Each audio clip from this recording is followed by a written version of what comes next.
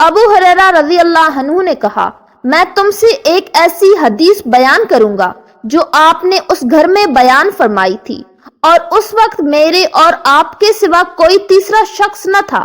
اتنا کہہ کر پھر زور سے چیخ ماری اور پھر بے ہوش ہو گئی۔ بسم اللہ الرحمن الرحیم۔ السلام علیکم۔ ایک بار شکیہ ازدی مدینہ آئے، دیکھا کہ ایک شخص کے گرد بھیڑ لگی ہوئی ہے۔ پوچھا یہ کون ہے؟ لوگوں نے کہا ابو ہریرہ رضی اللہ عنہ۔ چنانچہ یہ ان کے پاس جا کر بیٹھ گئے۔ اس وقت ابو ہریرہ رضی اللہ عنہ لوگوں کے سامنے حدیث بیان کر رہے تھے۔ جب حدیث سنا چکے اور مجمع چھٹا تو انہوں نے ان سے کہا کہ رسول اللہ صلی اللہ علیہ وآلہ وسلم کی کوئی حدیث سنائیں جس کو آپ نے ان سے سنا ہو، سمجھا ہو، جانا ہو۔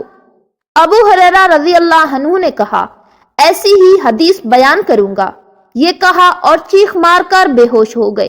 تھوڑی دیر کے بعد ہوش آیا تو کہا، میں تم سے ایک ایسی حدیث بیان کروں گا جو آپ نے اس گھر میں بیان فرمائی تھی، اور اس وقت میرے اور آپ کے سوا کوئی تیسرا شخص نہ تھا۔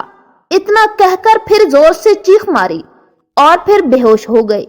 آفاقہ ہوا تو منہ پر ہاتھ پھیر کر کہا، میں تم سے ایک ایسی حدیث بیان کروں گا جو حضور صلی اللہ علیہ وآلہ وسلم نے اس گھر میں بیان فرمائی، اور وہاں میرے اور آپ کے سوا کوئی نہ تھا۔ یہ کہا اور چیخ مار کر غش کھا کر منہ کے بل گر پڑے۔ شکیہ ازدی نے تھام لیا اور دیر تک سنبھالے رہے۔ ہوش آیا تو کہا، رسول اللہ صلی اللہ علیہ وآلہ وسلم نے فرمایا تھا کہ قیامت کے دن جب خدا بندوں کے فیصلے کے لیے اترے گا تو سب سے پہلے 3 آدمی طلب کیے جائیں گے، عالم قرآن، راہ خدا میں مقتول اور دولت مند۔ پھر اللہ تعالیٰ عالم سے پوچھے گا، کیا میں نے تجھے قرآن کی تعلیم نہیں دی؟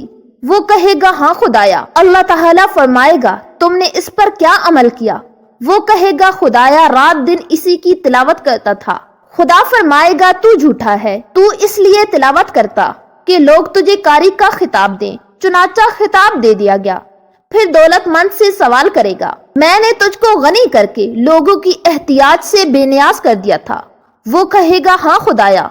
اللہ تعالیٰ فرمائے گا، تو جھوٹ بولتا ہے، بلکہ اس سے تیرا مقصد یہ تھا کہ تو فیاض اور سخی کہلائے۔ اور لوگوں نے کہا، پھر وہ جس کو راہ خدا میں اپنی جان دینے کا دعویٰ تھا پیش کیا جائے گا، اس سے سوال ہوگا، تو کیوں مار ڈالا؟ وہ کہے گا، تو نے اپنی راہ میں جہاد کا حکم دیا، میں تیری راہ میں لڑا اور مارا گیا۔